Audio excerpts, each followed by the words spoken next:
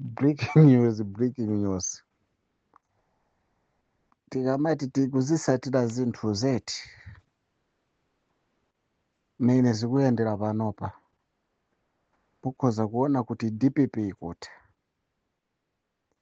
chifukwa ngati anthu amene ankayikira kumbuyo DPP yawo ndi amene akukhumudwa poyera chonchi, even atasangalasa anthu aja sazagwira ntchito mene ankagwirira. DPP ikutha mukati muzisatire bwino kwambiri zinthuzi.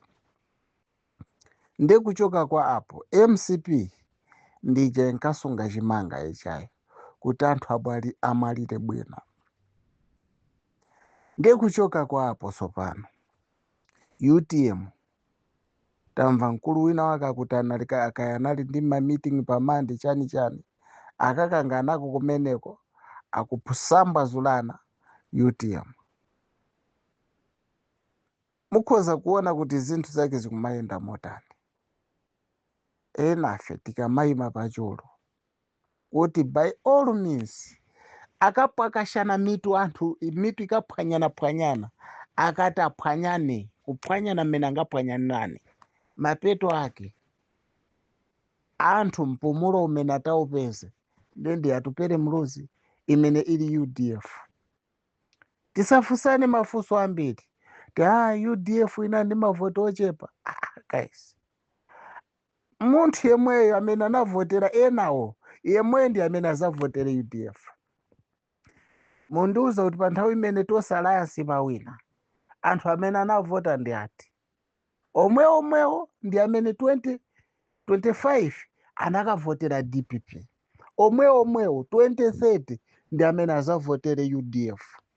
Zinthu zake zikuteroto mukati muzisatire bwino kwambiri zinthuzi pa ground mmene panopo patekesekera.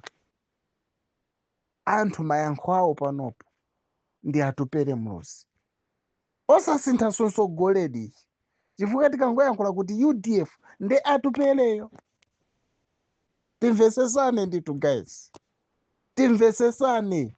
Tikamayankhula kuti 2025 2030 mukati muyisatire bwino kwambiri pa ground mmene zilili panopa anthu chipulumutso ndi atupere mluzi UDF. Zipani zina muzimvesere akuti ku UTM anakamenyana ugosi mande.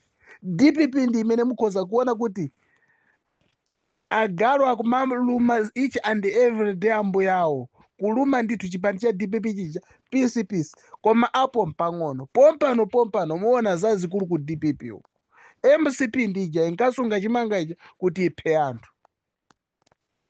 Limbani mtima tiye tigwirane manja UDF pachiwongolero.